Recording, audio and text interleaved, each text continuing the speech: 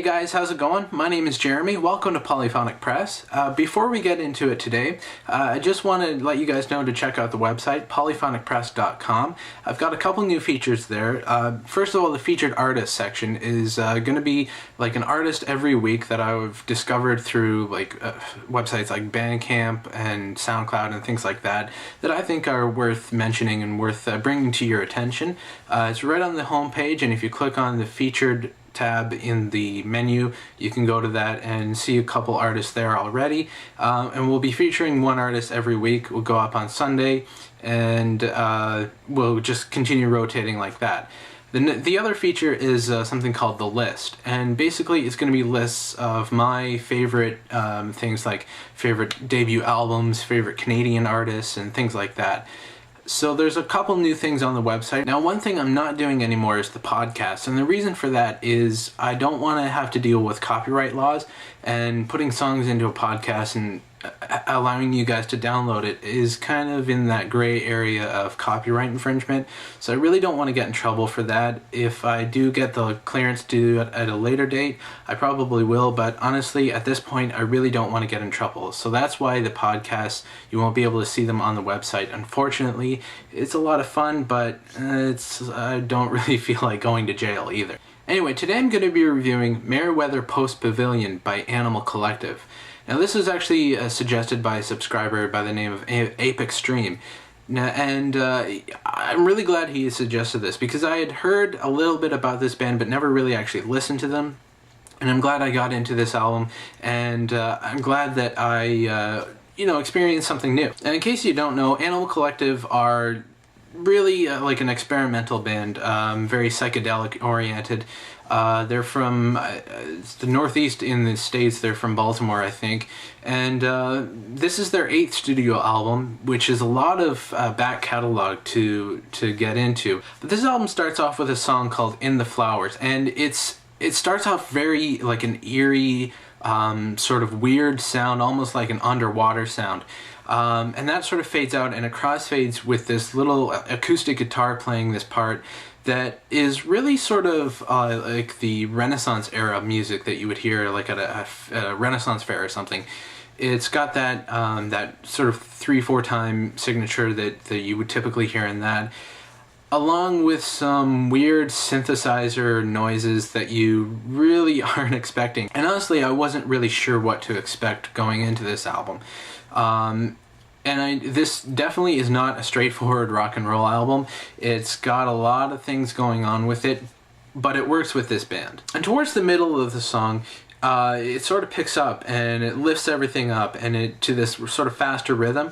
And it really comes in exactly when it needs to, because the first part of the song is kind of down, and it's just sort of telling you everything is going to be okay. And it kind of makes you pay attention more and makes you realize exactly what's going on. One thing I did notice about this album is a lot of the songs are pretty similar, but no two songs are the same.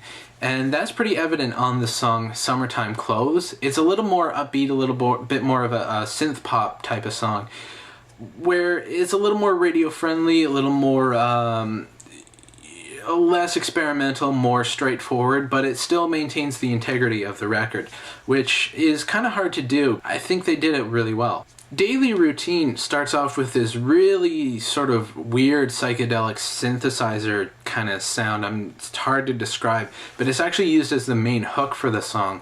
And it plays throughout, but it sort of comes and goes as the song progresses on, which it could, if it had been all through the song, it would have been a distraction and would have been really annoying. But because it only comes in and out, you're sort of, when it goes away, you're sort of wanting it to come back.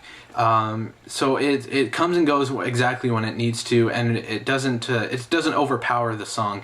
It does at moments, but not the whole song. And I thought that was a really cool thing to do, and I thought that was really clever of them to have something that could be annoying, but have it not be annoying. My favorite song on this album is probably In A Coma, and it uses a lot of African sort of rhythms. Again, pretty different from the rest of the songs, but still maintains that integrity that you of the record, and it still remains true to what they're doing. And yeah, it's just another upbeat song that's really catchy and fun to listen to. And you know, with all the weirdness of this album, it's nice to every once in a while have something that's a little more straightforward. And the album closes with a song called Brother Sport, and it really has this sort of a repetitive chorus thing going on with it. And one thing I did notice that's really cool is it has different movements, almost like a mini opera or mini symphony, and it sort of tells a little bit of a story. The one thing though is this is the closing track, and I didn't feel like it was the closing track. I was sort of expecting another song to come up. So I'm not sure if this was the best way to close the album. They could have maybe tacked on another song on the end, but I think maybe they did that for a reason, because they're sort of weird like that, you know. This album is sort of full of surprises, so the lack of a closing track is almost fitting when you hear the album as a whole. So production-wise, this album is pretty well done. It's a little bit more lo-fi than, say, another band that would be doing this type of music, but I think that's probably what they're going for. They're going for that sort of unpolished sound, and I think if it were another band, it would have sort of taken away from the album, but I think having that quality, that sonic quality to the songs, really make the album what it is. So I really like this album. I was quite surprised. It took me a couple listens to really wrap my head around what was going on, but I liked it, and yeah, it's just a fun album. Not something I would listen to every day. It's something you would have to be in the mood for.